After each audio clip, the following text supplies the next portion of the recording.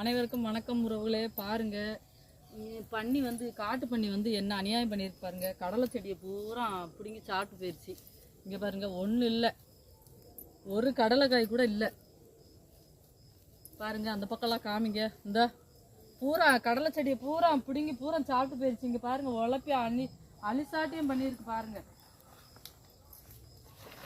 பாருங்க எவ்வளோ தூரம் அதுலேருந்து பூரா உழவடிச்ச மாதிரிக்கு பூரா போட்டு வச்சிருக்கு பாருங்க. இவ்வளோ தூரம் காமிங்க. அது ஃபுல்லாக எவ்வளோ பெரிய மாடி, இவ்வளோ தோண்டி வச்சிருக்கு.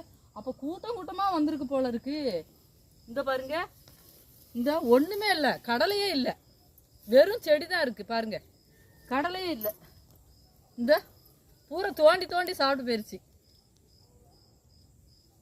இதுக்கு ஒரு முடிவு கட்ட முடியல. பாருங்க எவ்வளோ தூரம் பூரா பூரா தோண்டி தோண்டி போட்டிருக்கு பாருங்க. செடியவே காணோம். இதுலேருந்து இது வரைக்கும் பாருங்க, உழவடித்த மாதிரிக்கு டிராக்டர் கூட இப்படி உழவடிக்காது போல இருக்குது. பூராத்தையும் அழிசாட்டியம் பண்ணியிருக்காங்க பாருங்க. இதுக்கு அங்கிட்டலாம் இருக்குது பாருங்க. இதுக்கு அந்த பக்கம்லாம் கடலை செடி இருக்குது, அந்த சைடெலாம் இருக்குது பாருங்க.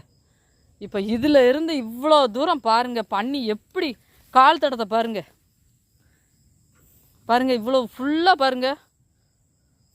மனுஷன் நேரம் வந்திருந்தானா செத்தான், அவ்வளோதான்.